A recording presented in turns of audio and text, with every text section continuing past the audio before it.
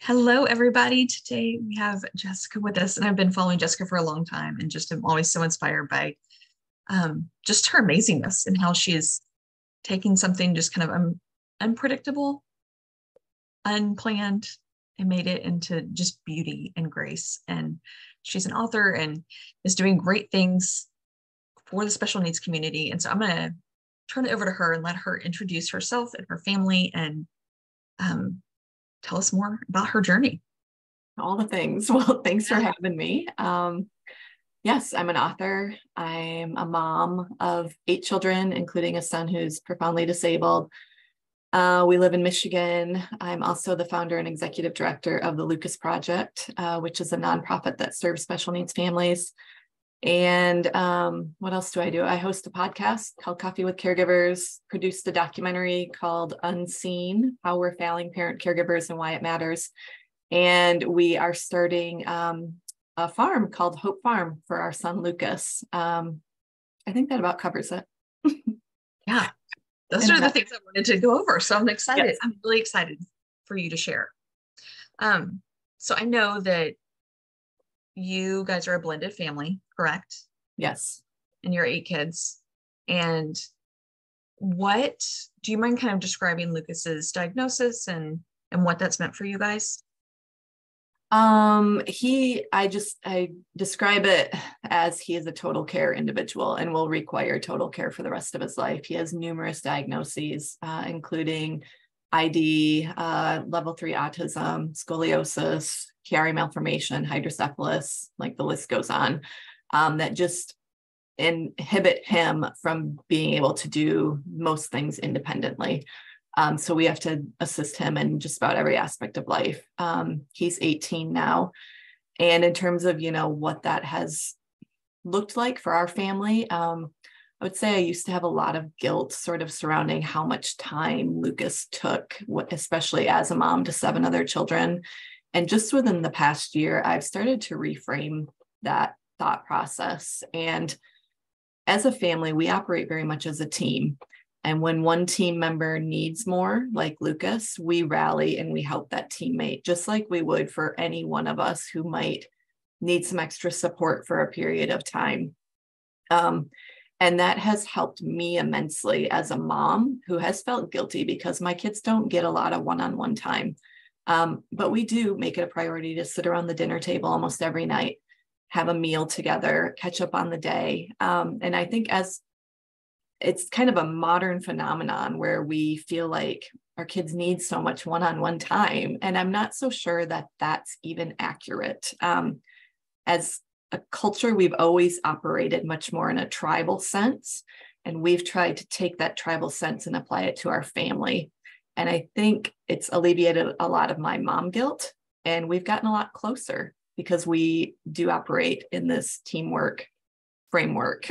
So I don't know if that makes sense, but we're kind of bucking the system a little bit and saying kids aren't going to die if they don't have constant one-on-one time. They do have constant family time, and that's what's really important. I love that so much. I want to get that cross-stitched on a pillow. Because you have a bunch of kids too, right? We do. We have 10, and I'm kind of the same mindset of like, yeah, we're a team, and we're doing things together, and we're going to rally around each other when we need each other. And so I love that. Yeah. Because we don't get to go spend one-on-one time with each kid every day. And no, it's impossible. Make things a priority and try to do things, but it's impossible. Right. And so, and there are special times definitely that you have that individualized time with your children, but there's not enough of you to make that constantly happen.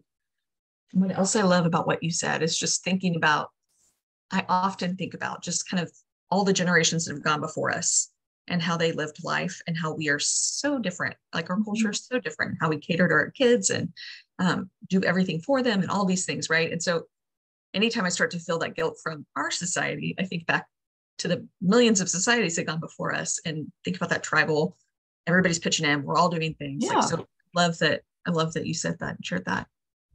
With your other kiddos, do they step in and help Lucas a lot? Some, are much more bonded to Luke than others. We do have kids who are kind of indifferent, like, there's Luke. And then we have some that are extremely compassionate and sympathetic, and are always like interacting with him and offering to help with him. I should mention as well, we have a built into their allowance system, help with Luke. So they do chores and they receive an allowance, and there are chores associated with Luke that are built right into that system. So they get paid. It's not like a ton of money, but it's, earning responsibility and just this task oriented, like, once again, this team structure where we're all part of this, and you don't just get to sit around and play video games while mom and dad do everything. Like, that's not how this family works. So, but we're happy to give you some allowance for your help. And I think that alleviates some of the like guilt from me, because we are paying them to help out. And then some of the feelings of, well, this isn't fair, and why do I have to do this, in terms of the kids and the siblings. Yeah, I really like that idea. We're typically, like with all of our chores and stuff, I typically don't do an allowance. There's like this bottom line of like, hey, we're a team, we work together, you live here, kind of that. But I think that just adding that extra step of caring for someone else, I think that's really wise. Like, 'cause that's more like a job or an attendant or something like that, right? They're kind of stepping into that role. So yeah, we'll see how it plays out. We'll see if they're they're like all in therapist's office 10 years from now complaining about how they had to help their brother. I'm sure they will be. Right. 100% right. And they will still complain about it. Exactly. And yeah, there's so much freedom there. Can I ask a question, and you can either not answer or tell me you don't want to answer on this podcast, and I feel really great about that. But is the attachment with Lucas, is it mainly with biological siblings? No. Interestingly, no, it's kind of across the board. We have some who are his adopted, and some, I would say there's one adopted and one bio. And I've been very vocal about Josh is cool, and his relationship with Luke. For those who aren't aware, Josh is 13 and he has a bond with Lucas. He's the only brother left at home. His two other older brothers are in college right now. So he taught Luke mimics a lot, and he taught Luke that his name is Josh is cool. So whenever he walks by, Luke is like, Josh is cool, Josh is cool. And he's like wanting Josh to come and help him with something. And that is a bio sibling relationship. But then we also have one who's adopted, who's very close with Luke as well. And I would say the rest are just sort of indifferent. Like, he's just been a part of their lives. And I don't think they have any like bad feelings towards him or feelings of resentment. He's just always been a part of their lives. Yeah. And I think that's okay. Yeah, I do too.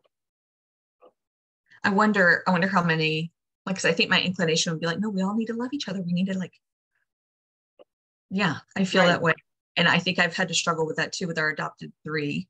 So our adopted three are our special needs buddies. And so just wanting so desperately for our bio kids just to embrace them and love them. And for our littler ones that are their same age, like that's not been a deal at all. But I think there had to be some release of control and some release of what I want in this for our older kids. Right. Letting them feel what they feel about it. And so that's hard though. It is very hard. I think these young adults that we're raising, it's way, way more challenging in every aspect than the littles. I mean, the littles were like physically challenging, but as they grow and they have these opinions and feelings and like trying not to take it personally, like there's just so much there. We're so opinionated. Mm-hmm. I'm with you that I could do littles all day long, and these teenagers, I'm like, they're giving me a run for my money.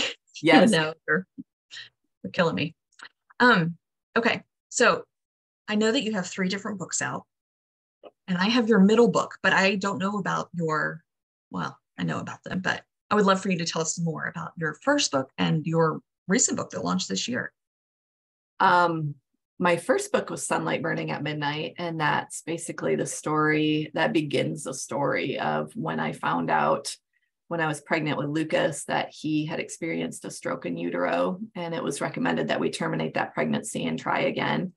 That follows through my late husband's battle with brain cancer for 3 years, and then my eventual meeting of Ryan and his 3 children, which led to Blended with Grit and Grace, the story of our blended family living in rural Tennessee, hacking out this dream of the simple life, which was not simple one single bit, especially with disabilities and profound autism. And there was just nothing out there for us.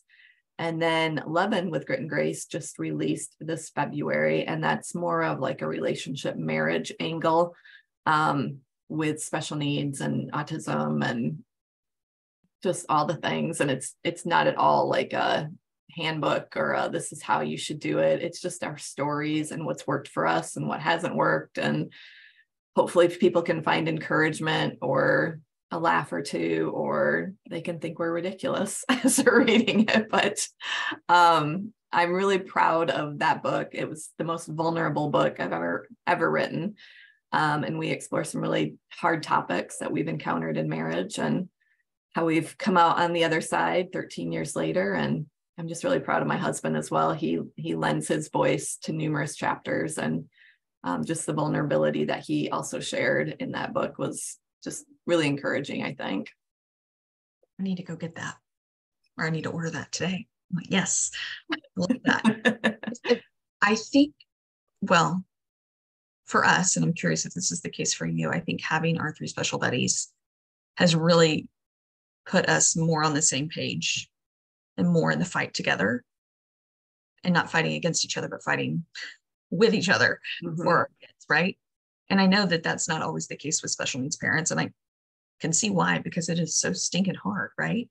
But I don't know if it's because we have large families, and it seems I'm like, he's the only guy that's going to be around because nobody else is going to marry me with 10 kids. And like, we talk about that, like we have no options. Like, am I going to get on a dating app and somebody's going to actually want to like go out with me with 8 kids? Like, yeah, probably not. So, yes. I'm with you. So do you feel kind of the same way of like, hey, this has driven you guys together? I think so. And I have a chapter even in the book about how codependency, the word codependency, gets such a bad rap. But in a sense, like he and I are very codependent on each other. Like I have my roles, he has his roles.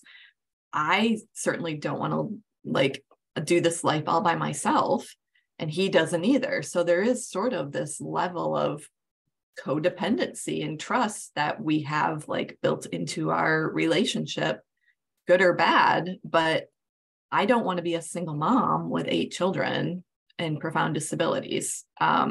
So it definitely keeps me here planted, working out the hard things rather than just running away, and vice versa. Yeah, I love that. Is there any encouragement? Like if there are special needs parents listening and they're just butting heads, disagreeing. I know that you're not a marriage counselor or anything, but do you have any like good ideas for them just to be able to push towards each other instead of away from each other? I think so often in our lives, we wake up like 2, 3, 5, 10 years in, and we're like, we haven't had fun in so long. And it's hard to communicate sometimes, I think, or even have intimacy if you're not having sort of that basis of fun and friendship. So just sort of set aside all the icky feelings and just suggest, let's go for a picnic in the park, or let's go bowling, or just something fun, and try to regain some sort of connection that will hopefully open a door for communication and intimacy. Because I know so often people are like, well, communication and intimacy and sex, and those things can't happen if you're not in a good space. So you somehow have to get into a decent space again where you're enjoying time with one another, or those other elements are never going to happen. Yeah. Agreed. Well, I'm really excited to look at your book and read it, and just adding it to my list for the year. when we get crabby, we're often like, we haven't done anything fun in a long time. Like we've just been in sort of survival mode, hacking this life out, and that's not good. So that's your go-to, like we're really struggling. That's what we need to do. We need to go for a hike or something fun. And then that usually leads to like communication and intimacy and all the other good stuff that comes with that. Yeah. I like that. So having fun. Have fun. Just go have fun. Right. Yeah. Okay. So I would love to hear how like these trials and this hardship. I mean, just even with the death of your husband and then new marriage and new kids and like just the whole story, like how has that changed you? And if you could lead into like how you created the Lucas Project and this farm idea and like all the beauty that you're bringing out of this. Has it changed me? I'm a work in progress, that's for sure. I joke the Lord took the most introverted person in the world and gave her 8 kids and was like, Tag, you're it. And I'm going to give you a child who's profoundly disabled. I just think, I mean, my faith is what leads me, and it's all about becoming more Christ-like and bringing glory to his name. And I'm just increasingly amazed at like my story and how Luke, like the most humble human being on the face of this planet, who doesn't care if anybody knows his name, is being used in such sacred spaces to bring people hope and healing. And I often say too, I'm just a vessel. Like I wake up every day and just pray that I have the strength to be obedient to whatever he calls me to walk through. And as I've been obedient, doors open, and they're hard doors sometimes, but blessing follows obedience. And I don't know, that's just, it's kind of a muscle that you work. And as you work it, it becomes easier to say, you know, you are God and I am not. All right, I'll walk through this door. And I hope I can continue to be faithful. Amen. Well, I'm grateful. I'm grateful that daily you do that and that you're being a blessing to other people and using your obedience for the glory of God. And just, oh my goodness, I feel like being a caregiver is the hardest thing in the whole world. And so the things that you're doing are blessing those people. And I feel like it's just a big hug for those people that just need so desperately for someone to understand and care for them. And so thank you so much. It is hard, and I don't want to sound like I'm detracting from that either. It's definitely puts me on my knees every day, praying for wisdom, praying for strength. My prayer every morning is multiply my time, multiply my sleep, multiply my energy, because it takes a lot. Any caregiver knows it takes a whole lot out of you. Yeah. Yeah, I feel it's the same way. I'm like, I have a fish, just a fish, please. Yes, multiply it. Yeah. Okay, can you tell us about the Lucas Project and about your farm idea? Yes, there are 2 separate entities. I should clarify that. A lot of people think Hope Farm is the Lucas Project and vice versa, and it's not. The Lucas Project is a nonprofit that serves special needs families with recognition, respite, and resources. We do this a couple different ways. We help produce the Unseen documentary, How We're Failing Parent Caregivers and Why It Matters. That's been used as an incredible tool across the nation, and will be aired nationally this November in honor of Caregiver Month, I think. Is that what's in November? I can't keep them That's amazing. I have no idea, but what is it on? PBS.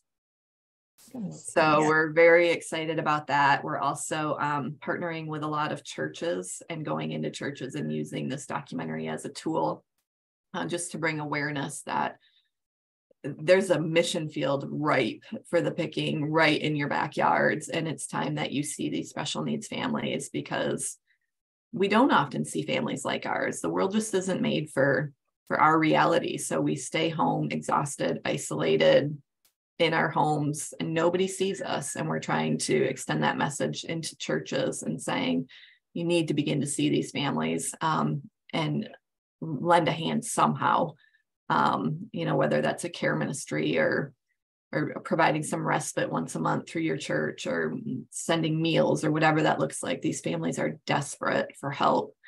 And then we provide care packages. You can nominate a caregiver on our website to receive one of these. It started out of the pandemic, honestly, when we had to shut down our in-person respite center and pivot to like this care package with respite in a box. And then people loved them.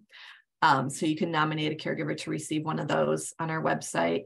We are also launching our first in-person respite center here in Michigan, hopefully by 2024, if we can get all of our township approvals and permits. And that's been a massive thing, but that's the goal. And if that's successful, we'd really like to possibly franchise it in the future or create resources to teach other communities how to create something similar where they live.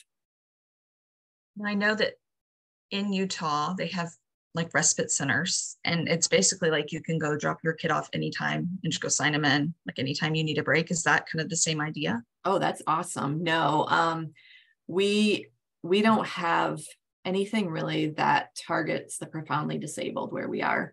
We live in a very philanthropic area and with lots of special needs options even, but not if you have like a profoundly disabled individual who is incontinent or who needs like one-on-one assistance. So we don't want to turn away anybody. So there will be like a registration format just so that we have the staff and the volunteers that can handle whatever is coming our way. So it won't be like a drop-in, but I think that concept's amazing. I'm not sure how that works with those who require such a high level of care. Yeah, I'm not that familiar with it. I just got to coach a mama who was like taking advantage of that. I'm pretty sure it was Utah. So I could be completely lying to everyone out there right now, but pretty sure it was Utah. I'm pretty sure it was drop-in respite and just bring your kid if you need a break. So will it be kind of like a daily thing or a nightly thing or a weekly? Like how will you have that set up? We're going to start with just once a month for 5 hours. And our goal is to provide it free of charge. We're hoping to partner with our local community mental health where people can use their respite dollars from their funding and pour it into this respite center. We want to make sure that the direct care staffing crisis, like we have a firm handle on employees before we progress to like after school care or the day center, the day program. So we're just going to start with the once a month. If that goes well and we're successful with that, we want to offer after school care. If that goes well, then we want to offer a day program for young adults, but it's all kind of a 5-year program. I love it. We don't want to stretch ourselves too thin if we can't maintain good workers. Yeah. Your core, I'm sorry, I realized that we're going a little longer than I had anticipated, but I have so many questions now. Your core group of people, is that like you and your husband, or is that you and mama friends that are also special needs mamas? Like, what does that look like? My core group of people, like with the Lucas Project, yes. It's me. I have a board, but yeah, directors, like your people. Yeah, I have a board, but it's me.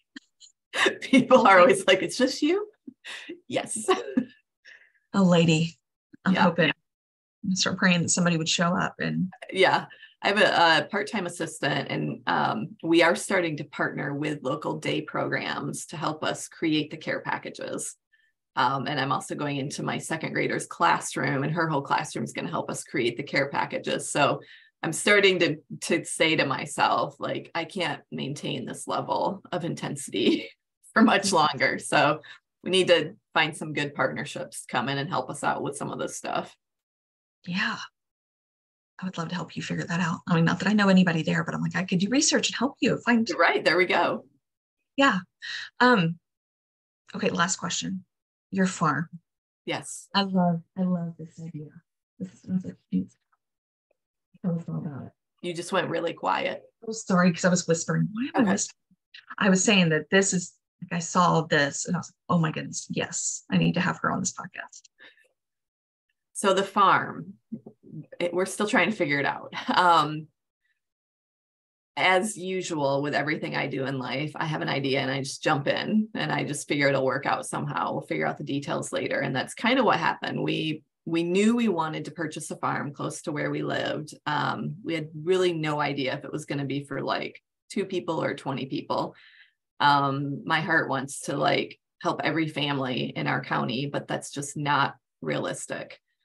And then as we got into the process with this farm, it has 2 homes on it, a brown ranch that we're converting into an unlicensed home for Lucas and a couple of his friends. And then there's an old farmhouse and a big white barn. That portion is going to be part of the Lucas project for the respite center. The house is like an LLC, Hope Farm. So they're kind of 2 separate entities. And we weren't sure initially, even if it was all going to be under the Lucas project. Are we going to add residential? And it just got to like, we can't do everything. Like we need to pick our lane with the Lucas project. This house needs to kind of be our personal thing. And if it works, we want to educate other people within the community about how to create something similar for their child. And we see that white barn as being potentially like a place to hold conferences and seminars to teach other families, okay, this is what we did. This is the process, because it's a process. We had no idea. We had no idea that the township gets involved and that community mental health gets involved and that you need a home health care system. And then you need to get enough dollars per individual living there from the state to pay the home health care system. And we didn't even realize that we really had to kind of be particular about what types of individuals we were going to accept, because somebody said to us, you can't have high personal care needs individuals and high behavioral needs individuals. You're going to burn out your staff. So you need to pick a lane. And we were like, oh, well, we wanted to help everybody. But that doesn't work, because then you're also putting these high personal care individuals who are very, very vulnerable in harm's way with the high behavioral needs individuals. So we had to turn away a lot of families that just wouldn't fit within the criteria that we're trying to create. And that was really hard to say to families, I'm sorry, your loved one just isn't going to be a good fit for this. But we finally have the individuals who will be living there. And we're now trying to sort of create this community with these families. We want to be very much involved in our children's lives, obviously. And when they're living there, like have the monthly potlucks where we all get together and the bonfires and just hang out. And because we figure, we're family, like we're probably going to bury each other's children. Like we're in this together and we have to like each other at the end of the day too. So it's just been such a process, such a process of surrender constantly. Like, okay, I know God led us to this farm and we just have to have faith that things will work out the way they're supposed to. And they are, but it still is like constantly surrendering my desire, because my desire would have it be completed already. And it's the only thing that we have completed is it's gutted. That's it. So we haven't even gotten to work on it yet. You have the land. We have the land. We purchased it. That's huge. Yeah, but it's kind of sitting there and like we're paying 2 mortgages like for a year. Well, and so we're kind of like, we got to get these individuals in here so that we can at least pay what's due on it every month. So, okay. He's faithful and he has been, and it'll work out, I love that. Thank you for sharing with us today. Yeah, thanks for having me. Everybody, how can people find you? Like, they need the book, they need your ministry, they need all of you. So let them all over. Yeah, I'm on, my website is jessplusthemess.com. I'm on Facebook at Jess Plus the Mess and Instagram, Jess Plus the Mess, thelucasproject.org. And then caregiverdoc.com is the documentary. I think that's it. My books are Sunlight Burning at Midnight, Blended with Grit and Grace, and Lovin' with Grit and Grace. I love that. If people want to share the documentary with others, is there an easy way to do that? You can't watch it. Like there's not a way to watch it unless you sign up for updates. And then we have private screenings around the country. And often those private screenings will offer a free option to watch it. So if you sign up for those updates, you'll just stay in the loop with everything we have going on. I love that. Okay. Well, Jessica, thank you so much for coming on and sharing and being vulnerable. Thank you. I'm grateful for you.